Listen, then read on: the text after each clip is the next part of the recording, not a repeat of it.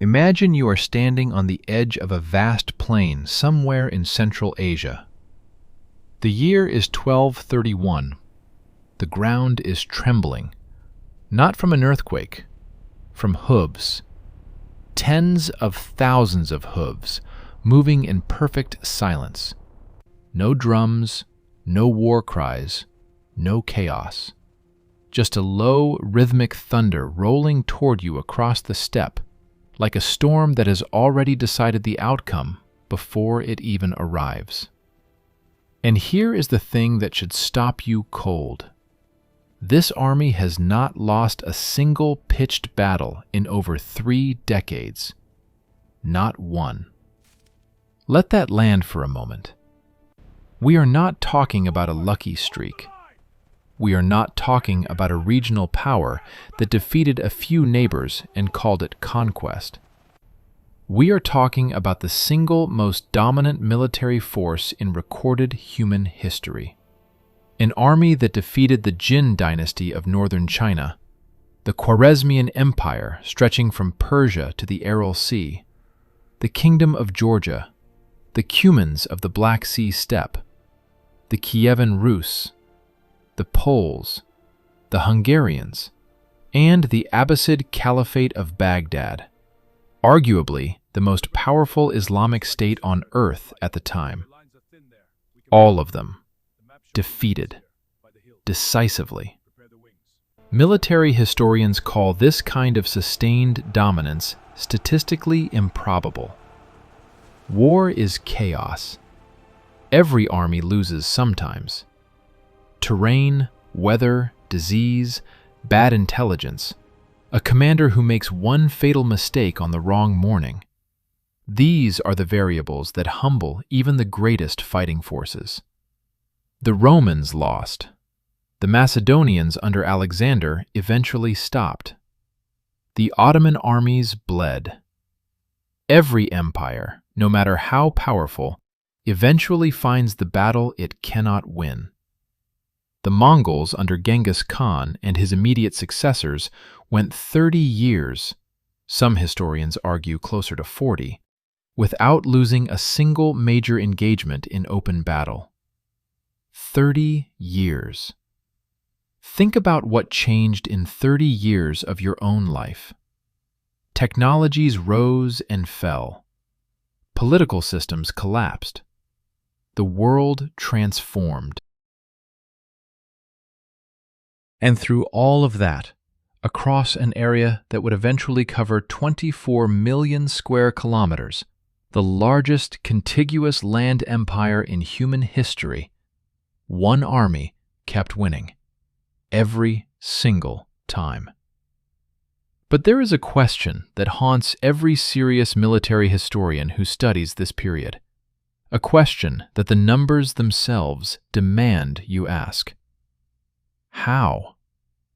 How does a force that begins as a loose confederation of nomadic tribes on the Mongolian plateau, with no cities, no standing professional army in the traditional sense, no naval tradition, no advanced metallurgical industry, how does that force not only defeat, but systematically annihilate the most sophisticated military machines of the medieval world? The Khwarezmian Empire had professional soldiers, fortified cities, and a standing army of over 400,000 men. The Jin Dynasty of northern China had gunpowder, crossbows, and some of the most advanced siege technology in the world. The Abbasid Caliphate had centuries of military tradition and the resources of the wealthiest civilization on earth at the time. The Hungarian knights at the Battle of Mohi in 1241 were armored, experienced crusaders. All of them lost. All of them lost badly. And then something changed. Because this story does not end with invincibility. It ends with a moment that shocked the entire medieval world. A moment that historians still debate today. A moment when, for the first time, the unstoppable machine was stopped. And when you understand exactly what broke it, you realize the answer reveals something profound, not just about the Mongols, but about the nature of military genius itself. About the difference between a system built on a single man's vision and a system that can outlive that vision. About what happens when the greatest weapon ever forged meets the one enemy it was never designed to fight. But before we get there, we need to understand what the machine actually was. Because most people have a completely wrong picture of the Mongol army, they imagine a horde, a mass of screaming horsemen riding blindly into battle on sheer numbers and ferocity. That picture is wrong, almost completely wrong. What Genghis Khan built was not a horde. It was a military system so sophisticated, so psychologically complex, so logistically advanced for its era, that military theorists at West Point and Sandhurst still study it today. It was a machine built from principles that had never been assembled in that combination before, and in some ways have never been fully replicated since. So let us start at the beginning, not with the battles, with the man who looked at a fractured, feuding collection of nomadic clans and saw, somehow, the blueprint for the most lethal army the world had ever seen. Because that story, that transformation, is where the 30-year miracle actually begins. The man who rewrote the rules of war. His birth name was Temujin, not Genghis Khan. That title, that name that would echo through 7 centuries of human memory, came later, much later, when he had already done the impossible once, before the world even knew what was coming. Temujin was born somewhere around 1162, on the banks of the Onan River in what is today northeastern Mongolia. The exact date is disputed. The exact location is disputed. Almost everything about his early life is filtered through chronicles written decades after his death by scribes who had every reason to mythologize the man. So we have to be careful here. We have to separate the legend from what the historical record actually supports. And here is what the record supports. His father, Yesugei, was a minor clan chief. Not powerful, not wealthy by steppe standards, but respected enough to negotiate a marriage alliance with a neighboring tribe. He was poisoned by Tatars when Temujin was approximately 9 years old. What followed was not a story of privilege and it was a story of survival so brutal, so unrelenting, that it would shape everything Temujin would later build. After his father's death, his own clan abandoned his family, left them on the steppe with nothing. A woman and her children in one of the harshest environments on earth, with no allies, no animals, no protection. They survived on wild onions, pine nuts, and whatever small animals the children could catch. Temujin was enslaved at one point, captured by a rival clan and forced to wear a wooden collar called a kang. He escaped. He found allies. He rebuilt, slowly, from nothing. Military historians and psychologists who study leadership under extreme conditions point to this period as foundational, not because of the mythology it created, but because of the specific lessons it burned into Temujin's understanding of power on the steppe. He learned, firsthand, that the traditional tribal system was self-defeating. Clans raided each other. Personal loyalties shifted constantly. Men followed leaders based on blood ties, and when those blood ties became inconvenient, they abandoned them. The entire political structure of the Mongolian steppe was a cycle of fragmentation, revenge, counter-raid, and collapse. It had been that way for centuries, and it meant that no steppe confederation had ever lasted more than a generation before collapsing back into chaos. Temujin saw this not as natural law, but as a design flaw, a bug in the system. And over approximately 20 years of political maneuvering, alliance building, and increasingly decisive military campaigns, he did something no steppe leader before him had achieved. He replaced the system entirely. By 1206, when the Great Kurultai, the Grand Assembly of Mongol and allied tribes, gathered on the banks of the Onan River and proclaimed him Genghis Khan, meaning something close to universal ruler, he had not simply united the tribes of the Mongolian plateau. He had fundamentally restructured how those people related to each other, how they organized, and how they fought. And those structural changes are the real secret behind the 30-year record. The first and most radical change was the destruction of the tribal hierarchy as the basis for military organization. In the old system, you fought alongside your clan. Your unit was your family. Your commander was your uncle or your cousin.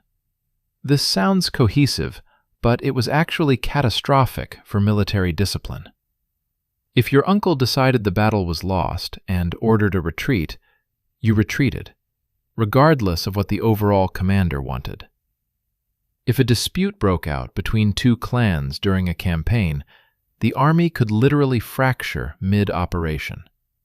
And loyalty to a charismatic local leader meant that the overall Khan was always just one bad season, one lost battle, one perceived slight, away from watching his coalition dissolve. Genghis Khan abolished this completely. He reorganized the entire army on a decimal system. Units of 10, called Arban, units of 100, Jahun, units of 1,000, Mingan, units of 10,000, Tumen. And critically, these units were deliberately assembled across tribal lines. Men from different clans, different regions, different linguistic backgrounds were mixed together and assigned to the same Arban. Your loyalty was now to your unit, to your commander, and upward through the chain of command to the Khan himself, not to your bloodline. This was revolutionary. It was, in a very real sense, the invention of a professional army in a context where nothing like it had ever existed on the steppe before. But Genghis Khan went further. He instituted a system of meritocracy so radical for its time and place that it reads almost like a modern military doctrine manual. Commanders were promoted based on demonstrated competence and loyalty, not based on birth, clan affiliation, or family connection. A man born into a minor clan, with no aristocratic lineage, could rise to command a Tumen, 10,000 warriors, if he proved himself capable. And this was not just theoretical. Some of Genghis Khan's most trusted and effective generals came from backgrounds that would have guaranteed their insignificance in the old tribal order. Jebe, who became one of the most brilliant cavalry commanders in Mongol history, first came to Genghis Khan's attention because he shot his horse out from under him during a battle. Genghis Khan did not execute him for this. He recruited him. Because a man who could make that shot, under those conditions, and then have the audacity to admit it, that was exactly the kind of man he needed.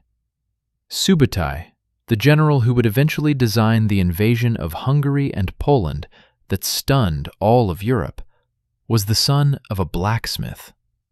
A blacksmith. In the old tribal world, he would have spent his life making tools. In Genghis Khan's army, he became arguably the greatest operational commander of the entire medieval period, a man who planned campaigns across distances that European military thinkers of the same era literally could not conceptualize. This meritocracy created something that was almost impossible to manufacture in medieval warfare anywhere in the world. A corps of genuinely talented, deeply experienced, fiercely motivated professional commanders at every level of the military hierarchy. But there was a third element of the restructuring that is perhaps the least discussed and the most important. Genghis Khan created the most sophisticated intelligence and communication system of the medieval world.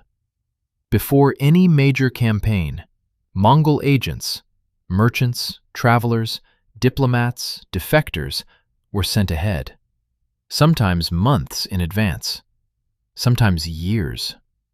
They mapped roads. They identified where the grain stores were.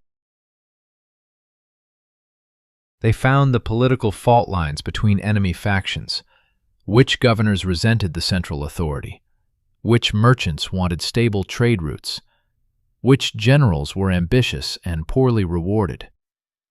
They gathered information with a systematic thoroughness that no other medieval military power came close to matching.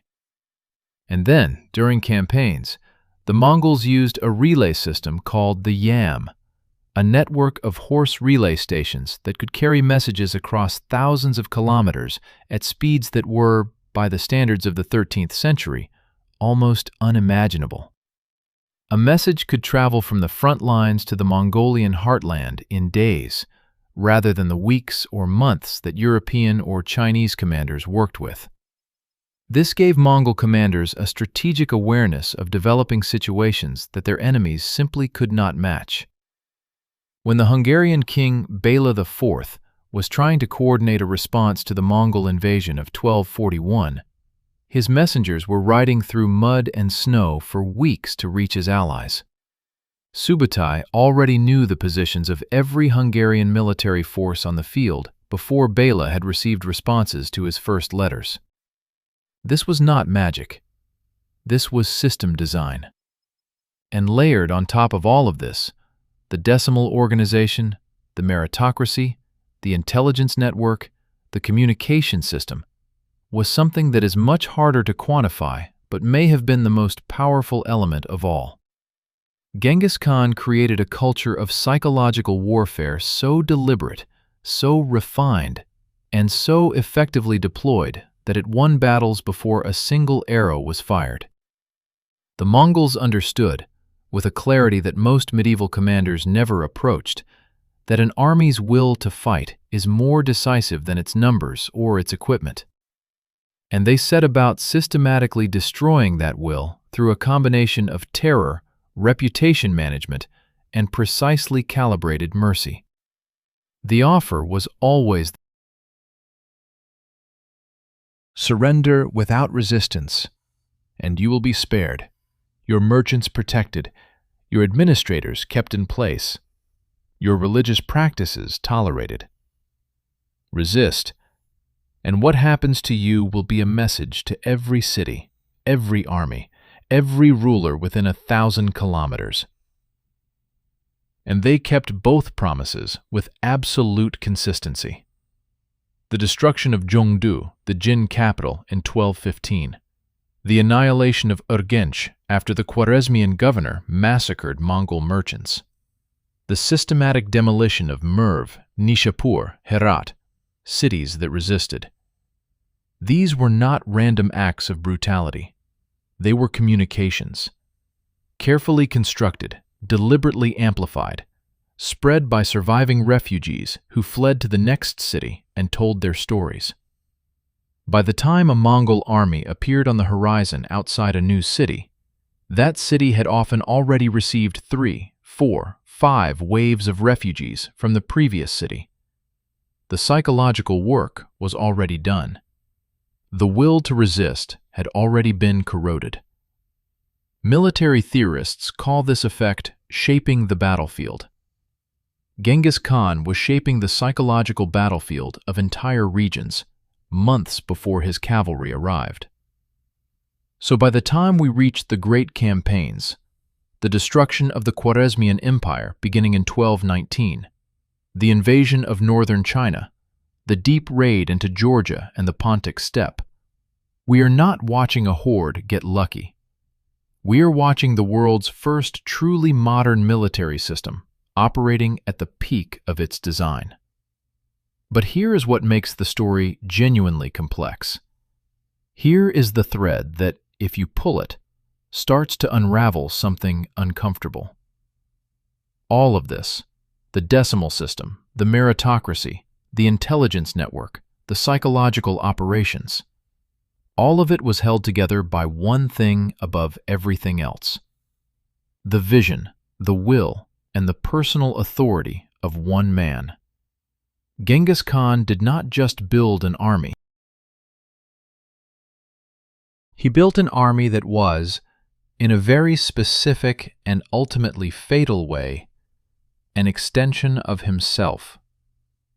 And that distinction between a system built around a man and a system that can function without him is precisely where we need to look to understand what eventually happened. Because Genghis Khan died in 1227, and the army kept winning. For a while. The machine in motion. How they actually fought.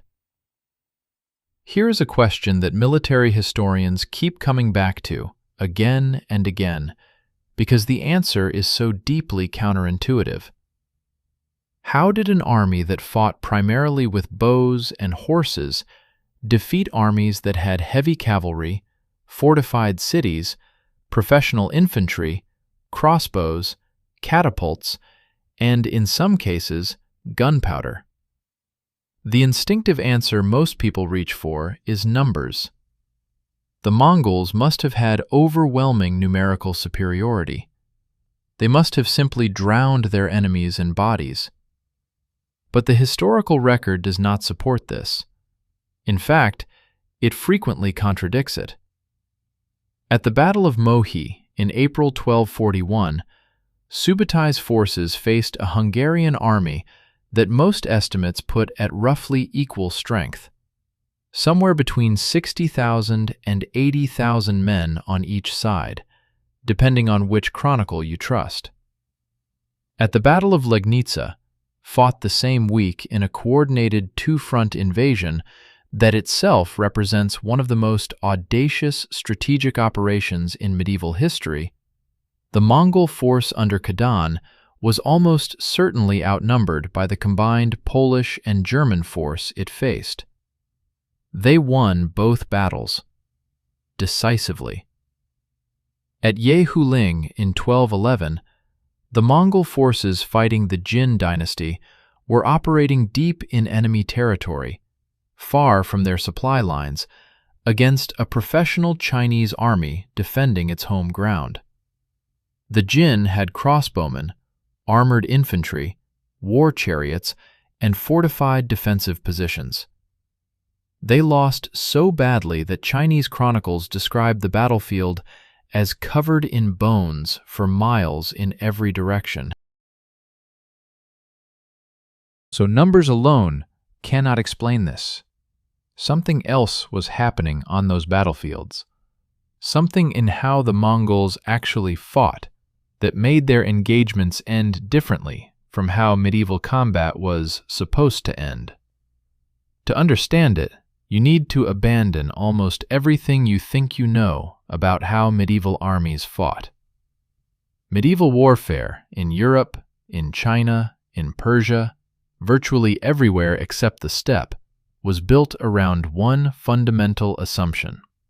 Battles are decided by the clash of heavy forces.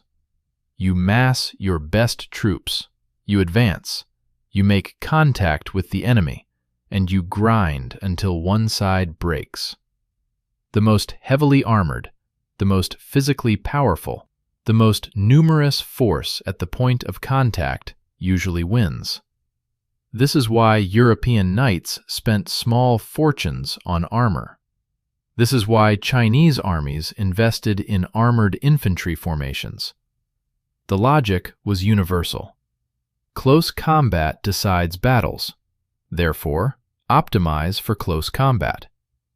The Mongols rejected this logic entirely. Their entire tactical system was built around one core principle that sounds almost too simple when you state it plainly. Never fight the battle your enemy wants to fight. Force them to fight the battle you have designed for them. The primary weapon of the Mongol cavalry was the composite bow, a masterpiece of steppe engineering that took years to make and could deliver an arrow with lethal force at distances of up to 300 meters in the hands of a skilled archer. Every Mongol warrior was trained with this weapon from childhood. Not trained periodically, not trained in dedicated military exercises, trained constantly as a fundamental life skill, the same way a child today learns to read. By the time a Mongol warrior was old enough to ride in a campaign, he had been shooting from horseback for 15 or 20 years. The physical result of this training was a level of mounted archery skill that no other military force in the medieval world could match. Mongol warriors could shoot accurately while riding at full gallop. They could shoot backward, the famous Parthian shot, while appearing to retreat, turning in the saddle and releasing arrows at pursuing enemies with precision that trained infantrymen standing still would struggle to replicate.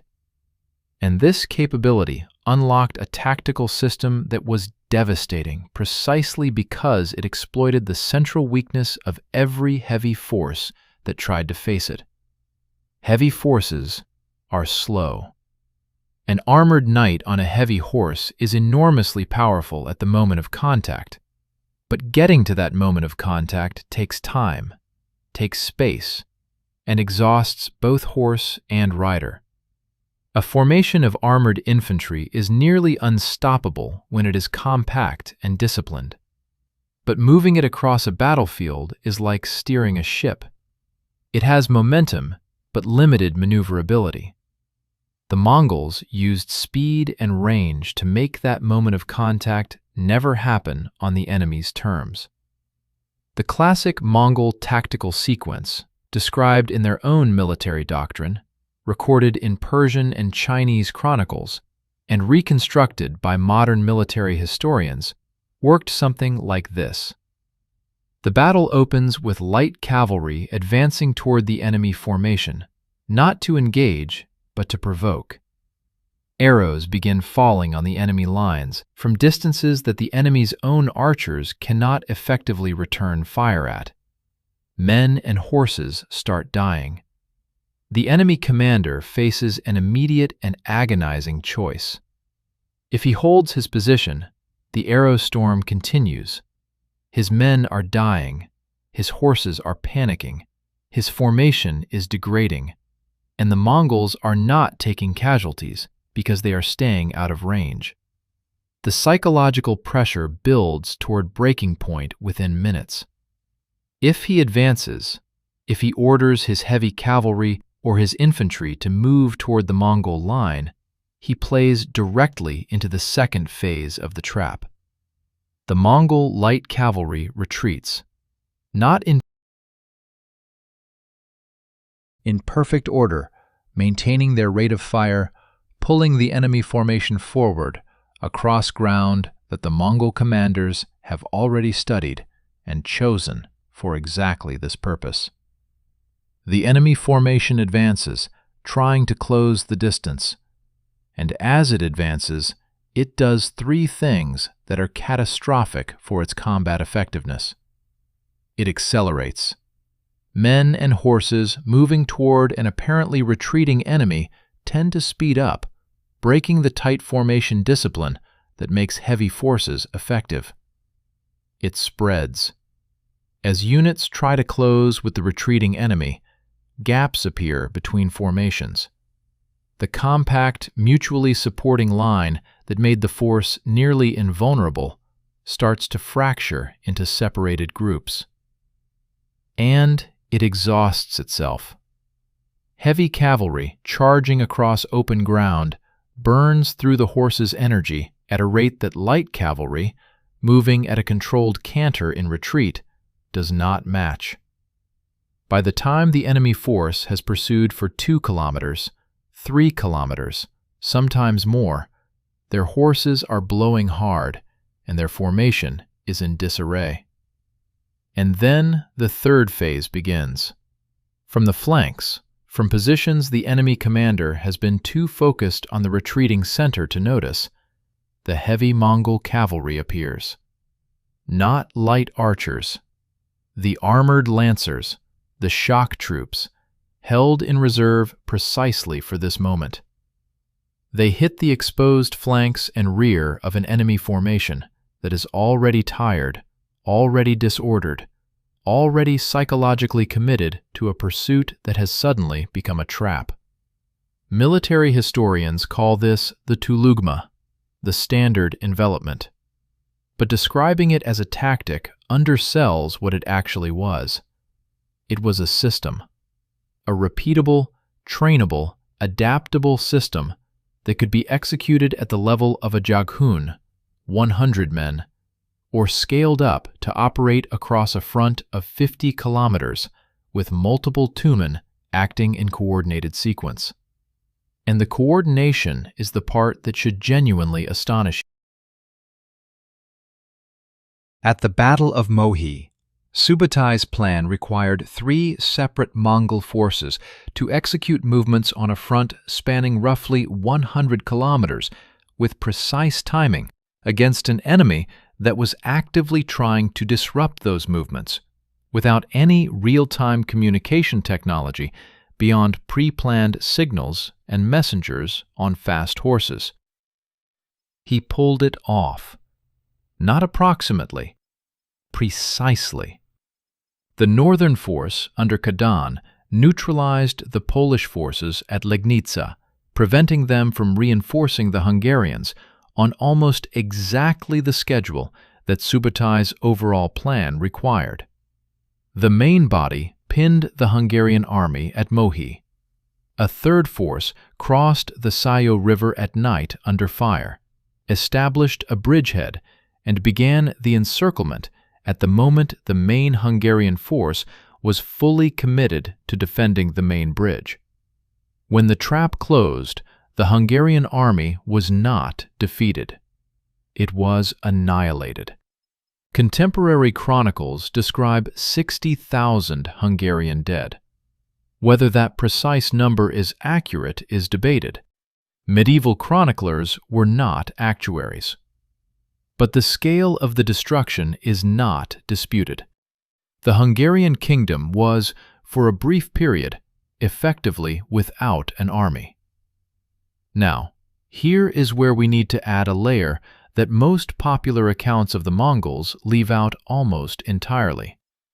By the time of the Great Western Campaigns, the invasions of Persia, Russia, Poland, Hungary, the Mongol army was not just steppe cavalry. It had evolved into something genuinely unprecedented, a combined arms force of extraordinary sophistication. The conquest of northern China gave the Mongols access to the most advanced siege engineering tradition in the world.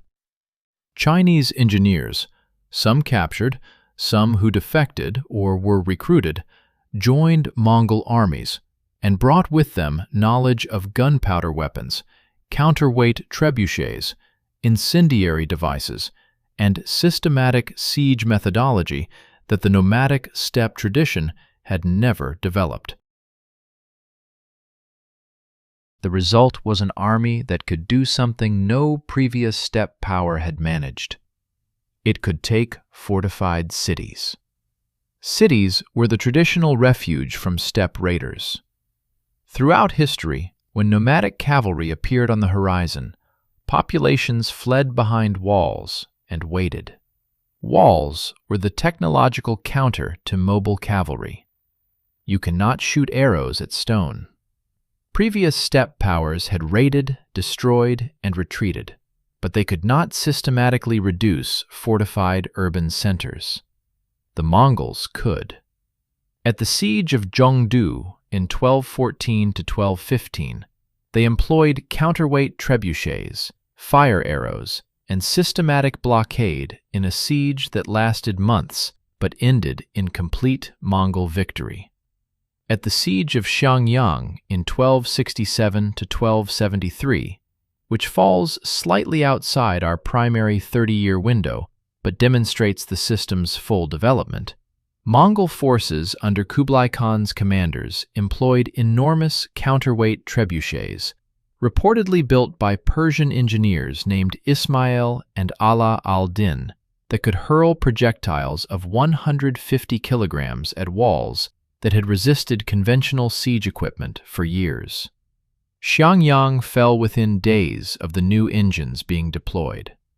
And there was another element that the Mongols integrated with their military operations that deserves more attention than it typically receives: administrative genius. Most conquerors destroy and move on. The Mongols, at their most effective, in the period of Genghis Khan and his immediate successors, destroyed when necessary, but preserved when possible. Trade routes were protected. Merchant caravans were given guarantees of safety that were actually enforced. Local administrators who submitted were frequently kept in their positions, with Mongol overseers rather than outright replacement. This was not mercy for its own sake. It was strategic calculation. A functioning economy generates tax revenue. A destroyed economy generates nothing. Genghis Khan wanted an empire, not a wasteland, and in the territories where his successors maintained this discipline, the Pax Mongolica created a period of trade and communication across Eurasia that would not be matched again until centuries later. But here is the tension that begins to emerge from all of this brilliance. Here is the structural flaw that the 30-year record was quietly concealing. The system was extraordinary, but it was also demanding. Brutally, continuously demanding. It required commanders of exceptional skill at every level. It required intelligence networks to be maintained across thousands of kilometers. It required the decimal organization and its meritocratic promotions to keep functioning as the empire expanded and the original generation of commanders began to age and die. Most critically, it required unity of strategic purpose at the very top. While Genghis Khan lived, that unity was absolute. His word was literally law. The Yasa, the great code he promulgated, was enforced with a consistency that gave the entire system its coherence. Every campaign had a single commander with unambiguous authority, operating within a strategic framework set by a single, supremely capable mind. When Genghis Khan died in 1227, and by the way, we still do not know exactly how he died, which is itself a remarkable historical mystery, the system continued. His son Ogedei became Great Khan, and the machine kept running. Subutai was still alive. The great commanders of the middle generation were at the peak of their powers. The organizational structures were intact, and so the winning continued. But, quietly, invisibly, a process had begun that would eventually bring the machine to its first real stop. The empire was growing faster than the system could adapt. The distances between campaigns and the Mongolian heartland were becoming vast. The successor generation of leaders, Genghis Khan's sons and grandsons, had grown up in wealth and power, not in the desperate survival school of the original steppe. The meritocracy was beginning to develop aristocratic tendencies as commanders passed their positions to sons rather than the most competent available man. And the political unity that Genghis Khan's personal authority had enforced was starting to develop fractures. Quiet ones for now, but fractures nonetheless. The army was still winning. It would keep winning for years. The momentum of the system, the skill of commanders like Subutai, the fear that the Mongol reputation generated, all of it was still more than enough to defeat any single enemy that the 13th century world could put in front of them. But the conditions for the first defeat were already quietly assembling, and they were assembling in a place that no one, not even the most far-sighted Mongol strategist, had fully thought through. They were assembling in the wetlands and river deltas of the Middle East, in the narrow mountain passes of Palestine, and in the political chaos that was consuming the Mongol leadership at exactly the wrong moment. The name of the battle where the streak finally ended is one that most people in the Western world have never heard: Jalut. And the story of how it happened, and why it happened then, in that place, against that particular enemy, is the story of how even the greatest military machine in human history can be undone not by a superior force, but by the accumulation of its own contradictions. The campaigns that shocked the world. Let us take a moment to actually feel the scale of what the Mongol war machine accomplished in its peak 3 decades. Because it is very easy to read the names of battles and empires on a page and not truly grasp what they represent in human terms, in terms of what was considered possible. So let us walk through the campaigns, not as a list, as a sequence of shocks, because that is what they were to the people who lived through them. Each Mongol victory was not just a military defeat, it was a civilizational earthquake, an event that shattered assumptions about how the world worked and who was safe in it. We begin in 1219, the Khwarezmian Empire.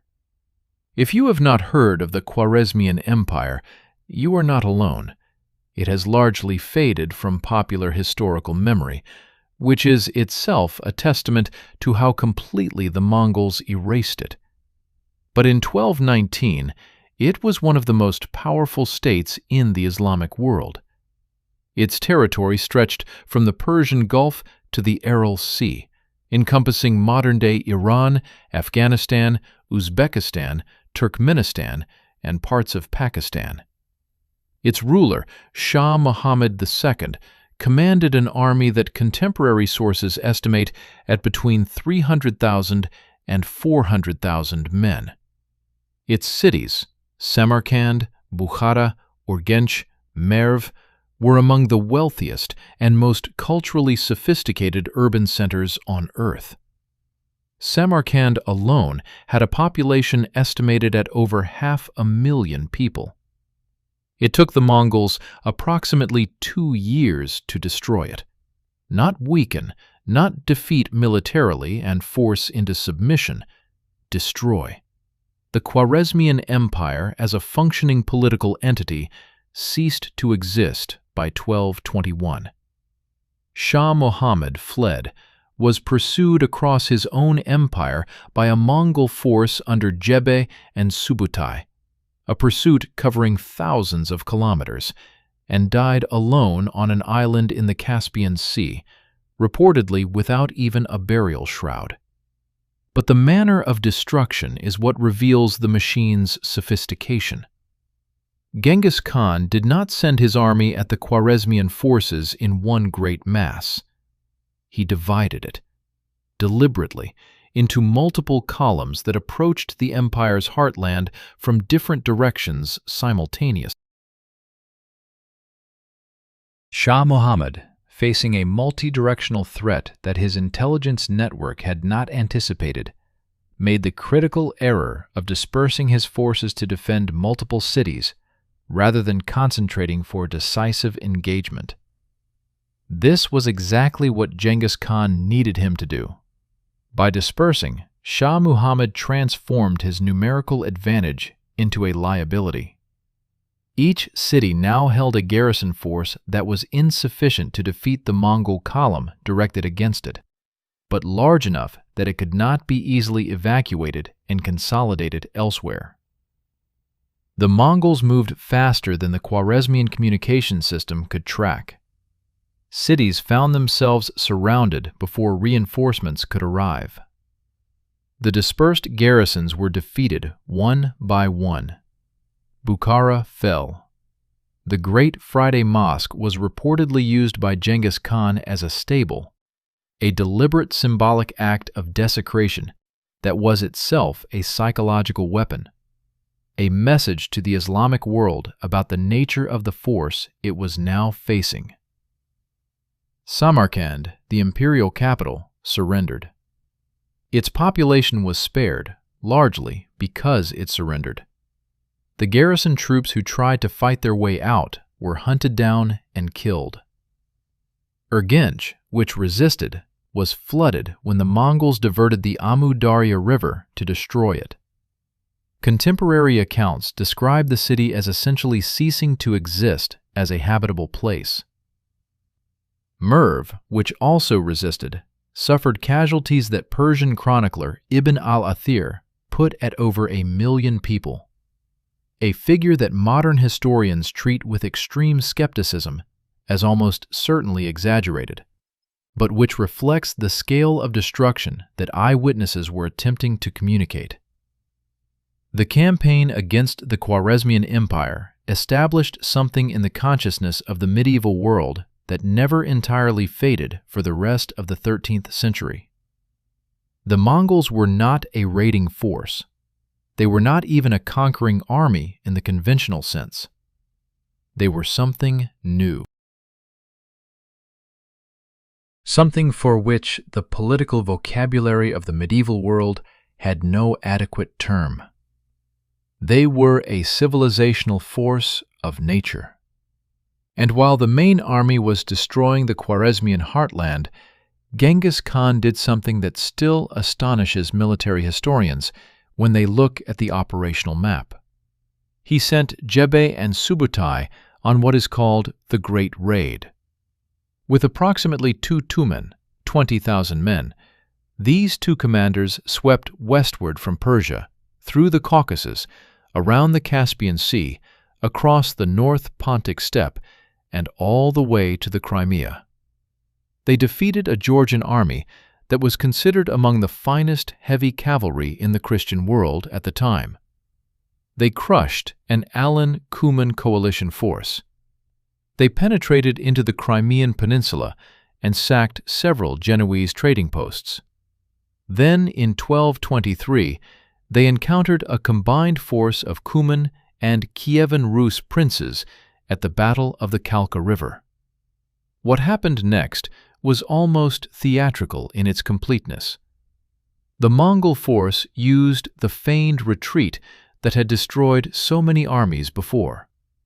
The Rus and Cuman forces, seeing the Mongols apparently pulling back, broke their own formation to pursue. The Mongols turned. The allied force was shattered. 6 Rus princes were captured. According to the chronicle, the Mongols laid boards over the captured princes and held a victory feast on top of them, crushing them to death. An execution method that the Mongols considered honorable because it did not shed blood on the ground. Whether that specific detail is historically accurate or chronicle embellishment is debated. What is not debated is the military result. The combined Rus-Cuman force, which had outnumbered the Mongol raiders, was essentially annihilated. And then, Jebe and Subutai simply left. They turned east, back toward Mongolia.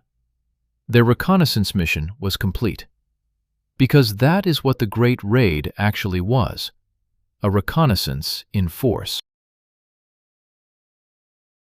2 of Genghis Khan's finest commanders had just swept around the Caspian Sea, defeated every force that opposed them, and mapped the entire region, its terrain, its political divisions, its military capabilities, its wealth, its strategic access routes, for a future campaign that both men knew was coming, even if it would not come in their lifetimes or Genghis Khan's. The operational foresight embedded in that decision is genuinely staggering. Genghis Khan was investing in intelligence for campaigns that would happen 15 years after his death, being conducted by commanders who were not yet in senior positions. Now let us jump forward. 1237. Genghis Khan has been dead for 10 years. Ogedei is Great Khan. And Subutai, now in his mid-50s, presents a plan to the Mongol court for the conquest of the western steppe, the Kievan Rus, and then, beyond that, the kingdoms of Europe. The plan is approved. Batu Khan, a grandson of Genghis Khan, is given nominal command as the senior royal family member. Subutai is given actual command as the operational genius. What follows over the next 4 years is, by any objective military assessment, the most ambitious, sustained campaign in medieval history. In the winter of 1237 to 1238, the Mongol army crosses the frozen Volga River and begins the destruction of the Rus principalities. The choice of winter is deliberate and counterintuitive. Every other invader in Russian history has either avoided winter or been destroyed by it. The Mongols used it as a weapon. The frozen rivers became highways for their cavalry, allowing movement across terrain that would have been impassable in summer. City after city fell. Vladimir, Suzdal, Ryazan, Moscow, then just a minor town, was burned. The Mongols moved at a speed that the Rus princes could not comprehend. A city would receive news that the Mongols had crossed the Volga, and before the emergency councils had finished debating what to do, the army was already at the gates. Novgorod, the great trading city of the north, was apparently spared only because the spring thaw turned the surrounding marshlands into impassable ground before the Mongol forces could reach it. This is one of history's great geographic near misses. If Novgorod had fallen, the entire subsequent history of Russia, which eventually grew from the Novgorodian and Muscovite traditions, might have been fundamentally different. By 1240, the Mongols had swept through Poland, crossing the Vistula River in winter conditions that Polish commanders considered impossible for a large army. And here is the operational detail that should make you stop and genuinely marvel. While the main army under Batu and Subutai was advancing into Hungary, the primary objective, a separate force under Khadan was sent into Poland on what was essentially a strategic flank guard operation. Its purpose was to prevent Polish and German forces from moving south to reinforce the Hungarian king Bela IV, who was the main target. Khadan's force defeated the Poles at the Battle of Chmielnik in March 1241. Then it fought the combined Polish, German, and Templar force at Legnica in April 1241. Then it turned south, crossed the Carpathian Mountains, and rejoined the main army in Hungary, arriving in time to participate in the aftermath of the Battle of Mohi, which Subutai had just won. That force had covered approximately 1,000 kilometers of campaigning across 2 countries, fought and won 2 major battles, crossed a mountain range in spring conditions, and arrived to rejoin the main army on schedule. On schedule. In an era before radio, before telegraph, before any real-time communication technology. Coordinated across distances where messages took days to against enemies who were doing everything in their power to disrupt those plans. The degree of staff work, logistical planning, pre-campaign coordination, and commander trust that operation required is difficult to overstate. Modern military planners who have studied the 1241 campaign have described the coordination between Khadan's force and Subutai's main army as representing a level of operational art that European armies would not consistently achieve for another 5 centuries. And then, the Mongols stopped. Not because they were defeated, not because they had reached the limit of their military capability. They stopped because in December 1241, Ogedei Khan died in Mongolia. and Mongol law required the senior princes, including Batu Khan, to return to Mongolia for the Kurultai, the assembly that would choose the next great Khan. Subutai, reportedly, wanted to continue. He had assessed the military situation and concluded that the Mongol army could reach the Atlantic coast. Whether this assessment was accurate or overconfident is something historians will debate forever, because the order came to withdraw and the army withdrew. Western Europe was spared, not by its own military resistance, but by the death of a man in Mongolia. This is the moment that illuminates the structural tension we identified in the last chapter. The machine was so powerful, so capable, that it stopped itself for political reasons, for succession politics, for the internal governance crisis that was already beginning to develop within the Mongol imperial system. And that tension, between the military machine's capability and the political system struggling to control it, was not going away. It was building. Quietly, over the next decade and a half, it was building toward a moment when it would express itself in the most consequential way possible. In the meantime, the campaigns continued. The Middle East beckoned, and the Mongol army, under a new generation of commanders led by Hulagu Khan, another grandson of Genghis Khan, turned its attention to the Islamic heartland. What happened next represented perhaps the most psychologically devastating Mongol victory of all: the destruction of Baghdad in 1258. Baghdad in the mid-13th century was not simply the capital of the Abbasid Caliphate.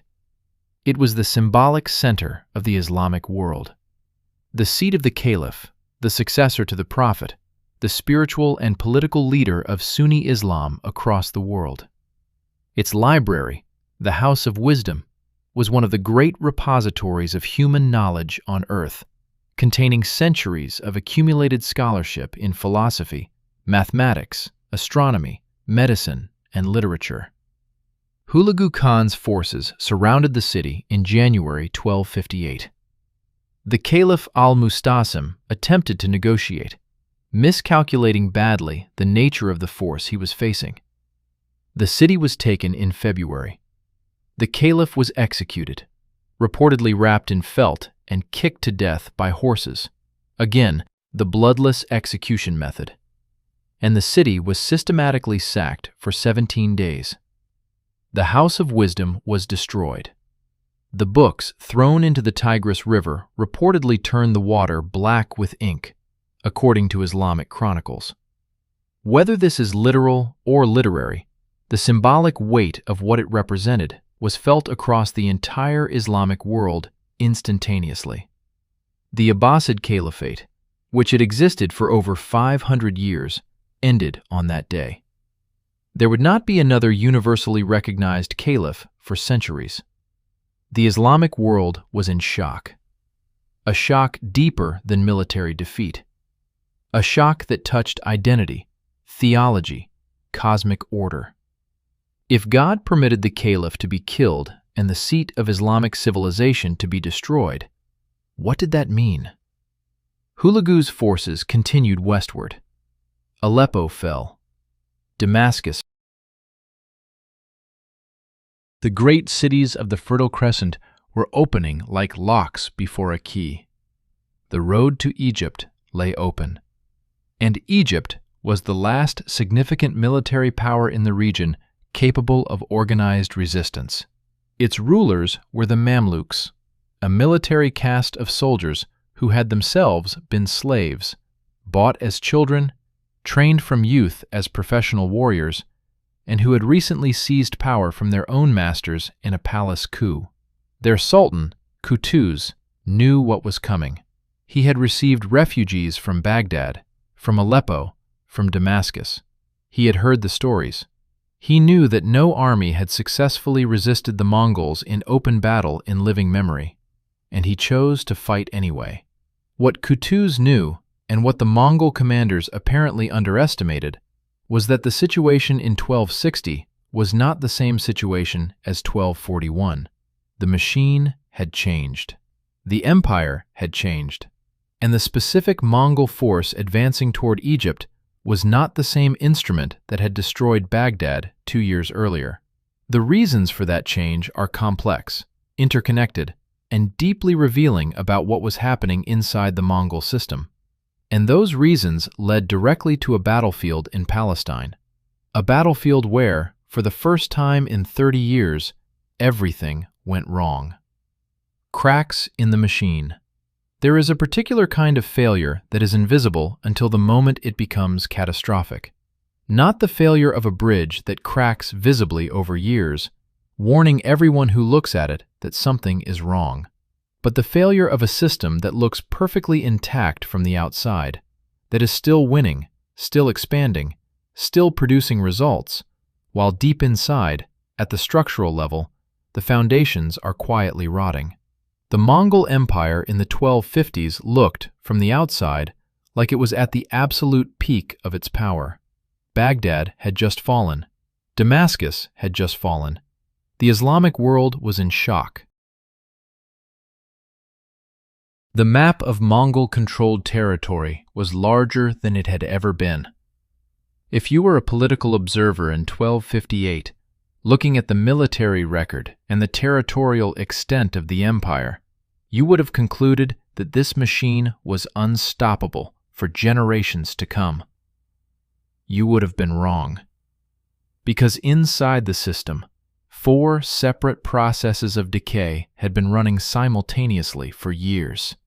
And by 1260, all 4 of them had reached a point where their combined effect was about to express itself in a way that no one, not the Mongol commanders, not their enemies, not the historians watching from 7 centuries in the future, had seen clearly coming. Let us go through them one by one. The first crack was succession. Genghis Khan had 4 sons by his principal wife, Jochi, Chagatai, Ogaday, and Tolui. He had designated Ogaday as his successor, and the system held through Ogaday's reign from 1229 to 1241. But Ogaday's death opened a political crisis that the Mongol system was structurally unprepared to resolve cleanly. The problem was inheritance. Mongol tradition divided the empire's resources and territories among the ruler's sons, a practice that made sense for a nomadic family dividing its herds and pastures, but that became increasingly unworkable as the thing being divided was a vast, multi-continental empire with interdependent administrative systems, military commands, and trade networks. By the 1250s, the empire had effectively split into competing power centers. The House of Tolui, Genghis Khan's youngest son, had gained dominance through a political struggle that the other branches deeply resented. Mongol Khan, Tolui's son, was Great Khan from 1251. His brother Hulagu commanded the western campaigns. Another brother, Kublai, was consolidating control in China. But the House of Chagatai controlled the Central Asian, and the House of Jochi, the eldest son, whose legitimacy had always been somewhat questioned because of rumors about his mother's captivity before his birth, controlled the western steppe, what would become the Golden Horde. These were not friendly family disagreements. They were increasingly hostile political rivalries between power centers that had their own armies, their own tax revenues, their own ambitions, and they expressed themselves in a way that had direct, immediate consequences for the military campaigns. When Mongol Khan died in 1259, while campaigning in southern China, probably from dysentery, though some sources suggest cholera, the succession crisis that erupted was not a polite political transition. It was a civil war in slow motion. Kublai and his younger brother Arik Boka both claimed the position of Great Khan simultaneously. The Kurultai that was supposed to resolve this question could not achieve consensus, and what followed was years of open military conflict between 2 branches of the family, conflict that consumed resources, diverted military attention, and made unified strategic decision-making at the imperial level essentially impossible. Hulagu, in the Middle East, was now operating without clear strategic direction from a unified center. His campaigns were proceeding on momentum, on the logic of continued expansion that had driven Mongol policy for decades, but the political authority that coordinated those campaigns and could reinforce them, redirect them, or supply them with additional resources was paralyzed. This is the first crack. The political system that Genghis Khan's personal authority had held together was fracturing along exactly the family fault lines that his succession arrangements had built in. The second crack was the meritocracy. Remember what made the original system so powerful? The radical idea that commanders were promoted based on demonstrated competence, not bloodline. The general who could shoot a Khan's horse from 200 meters was recruited, not executed. The blacksmith's son, who showed operational genius, was given command of 10,000 men. By the 1250s, this system was eroding, not collapsing, but eroding in ways that mattered. The original generation of genuinely meritocratic commanders was aging and dying. Subutai himself died around 1248 in his early 70s, having spent literally his entire adult life designing and executing campaigns across half the known world. The commanders who replaced him were not selected through the brutal filtration process that had produced him. They were, increasingly, the sons and nephews of the previous generation. Men who had grown up in the wealth and privilege of a successful empire, rather than in the desperate survival school of the original steppe campaigns. This did not mean they were incompetent. Several Mongol commanders of the 1250s and 1260s were genuinely skilled soldiers. But the depth of talent at the middle and upper levels of command, the thickness of the layer of exceptional operational thinkers, was thinner than it had been under Genghis Khan and Ogedei. And in the kind of complex, multi-column, precisely coordinated campaigns that had made the Mongol system so devastating, the difference between a very good commander and a genuinely exceptional one was the difference between success and catastrophic failure. The third crack was logistical. The Mongol military system was built for the steppe. Its horses, each warrior typically had 3 to 5 remounts, required vast quantities of grass. The army moved fast partly because it carried relatively little in the way of fixed supply trains, living instead off the land and the herds it drove with it. This worked brilliantly on the steppe and in the great open plains of northern China, Persia, and Russia. But as the empire expanded into environments that were fundamentally different from the steppe, the dense forests of northern Europe, the deserts of the Middle East, the tropical jungles of Southeast Asia, the rice paddies of southern China and Vietnam, the logistical assumptions built into the system started to fail. The Middle East presented a specific problem that the Mongol commanders could see clearly but could not fully solve. The region between the Euphrates and the Nile is not steppe. It is a mixture of desert, semi-arid scrubland and intensively cultivated agricultural zones along river valleys. It could not support the horse herds that a full Mongol army required over extended operations. Water sources were limited and widely separated. The summer heat, reaching temperatures that the horses and warriors from the Mongolian plateau were simply not adapted to, degraded both animal and human performance significantly. Hulagu's commanders knew this. It shaped their operational planning in ways that, as we will see, had direct consequences for what happened at Ain Jalut. And the fourth crack was perhaps the most unexpected: religion. Genghis Khan's empire had been, by the standards of the medieval world, remarkably religiously tolerant. The Yasa, the Great Law Code, explicitly protected religious minorities. Christian, Muslim, Buddhist, and shamanist communities all existed within the empire, and the Mongol leadership generally treated them all as useful rather than threatening. Genghis Khan himself was shamanist, but intellectually curious about all religious traditions, reportedly holding debates between representatives of different faiths in his court. But by the 1250s, the religious composition of the Mongol leadership itself had become a political issue. Hulagu's principal wife, Doku's Khatun, was a Nestorian Christian, part of a significant Christian minority that had existed in the Middle East since the early centuries of the Church. Hulagu himself was not a committed Christian, but he was favorable toward Christian communities, partly through his wife's influence and partly through political calculation. The Christian kingdoms of Armenia and Georgia were Mongol vassals and useful military allies. This created a situation with profound strategic consequences.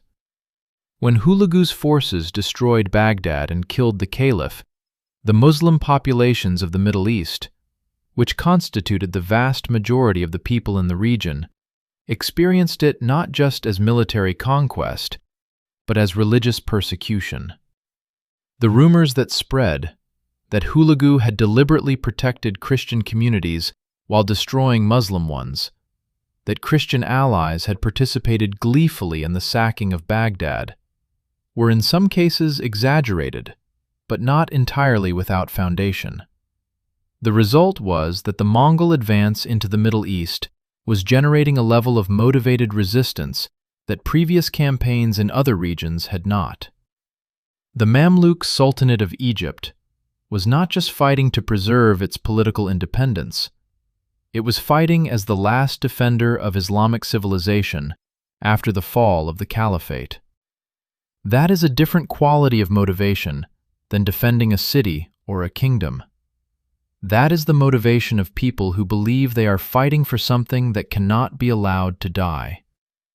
And critically, there was another religious dimension to this that affected the Mongols from a completely unexpected direction. The Golden Horde. The Mongol Khanate of the Western Steppe descended from Jochi's line. Its Khan in the 1260s was Berk, and Berk Khan had converted to Islam. Berk Khan and Hulagu Khan hated each other. Their territories bordered each other in the Caucasus region, and they had been in dispute over control of Azerbaijan and Georgia for years. But Berk's conversion added an ideological dimension to a territorial dispute. When Hulagu destroyed Baghdad and killed the Caliph, Berka, the Muslim Mongol Khan, reportedly declared that he would avenge the death of the Caliph against his own cousin. This was extraordinary. Mongols fighting Mongols over religion. Genghis Khan's empire was consuming itself along exactly the kind of personal and ideological fault lines that his system had been designed to prevent. The practical military consequence was that Hulagu, advancing toward Egypt, could not fully concentrate his forces on the Egyptian front. He had to keep substantial forces in the Caucasus to watch the Golden Horde on his northern flank. Berka had not yet launched a full invasion, but the threat was real, constant, and growing. So let us now paint the full picture of what the Mongol force actually looked like as it advanced toward the Egyptian border in the summer of 1260. It was still formidable. Do not misunderstand this. The Mongol force in Syria in 1260 was still one of the most capable military organizations in the world. Its commanders were experienced. Its organization was intact. Its reputation preceded it and was still doing psychological work. But it was not what it had been. Hulagu himself had withdrawn from Syria, taking a substantial portion of his forces with him, for two reasons. First, the death of Mongol Khan required his political attention. The succession crisis demanded that senior princes position themselves and their forces carefully. Second, the logistical reality of maintaining a large army in the Syrian summer was genuinely severe. He left a force under his general Kitbuka, a Nestorian Christian notably, to hold Syria and continue the advance. Kitbuka's force was the vanguard. It was expected to be reinforced. The reinforcements did not come, because the political crisis in Mongolia was consuming attention and resources that should have been flowing westward. And Kitbuka, a capable commander, experienced, loyal, was facing a situation that the Mongol system had rarely encountered before. He was operating at the end of a very long logistical chain, in a difficult environment, with a force that was below the strength that the operational plan had originally called for, against an enemy that was more motivated, more capable, and more strategically intelligent than any force the Mongols had faced in years. The Mamluks had been watching. They had been gathering intelligence. They had been learning.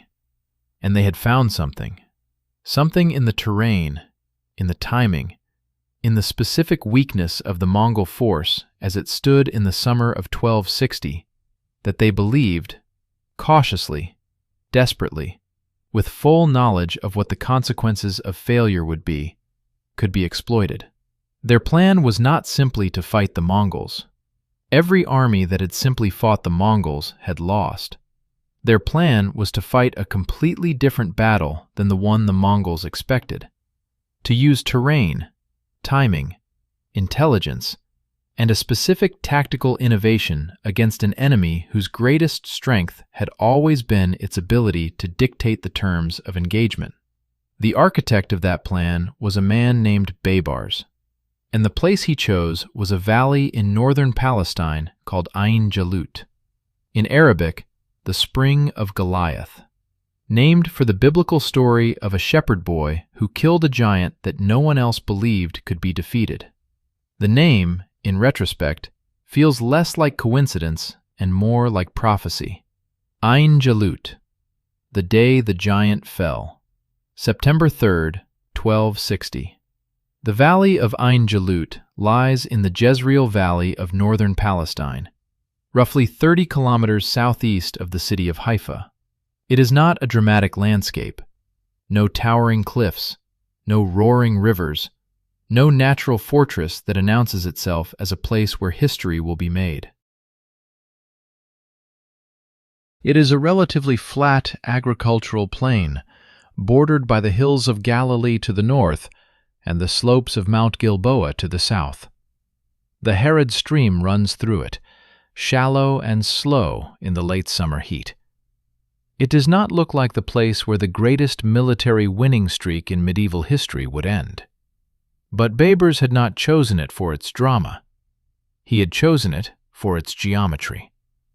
Let us talk about Baybars for a moment, because he deserves more than a footnote. He is one of the most remarkable military and political figures of the entire 13th century, and in the Western world he remains almost entirely unknown, which is itself a kind of historical injustice. Baybars al-Bundukdari was born somewhere on the Pontic steppe, probably around 1220, into a Kipchak Turkish family. As a child, the historical sources disagree on exactly when and how, he was captured, enslaved, and sold into the Mamluk system. The word Mamluk itself means owned one in Arabic. The Mamluk institution was one of the most unusual military systems in medieval history.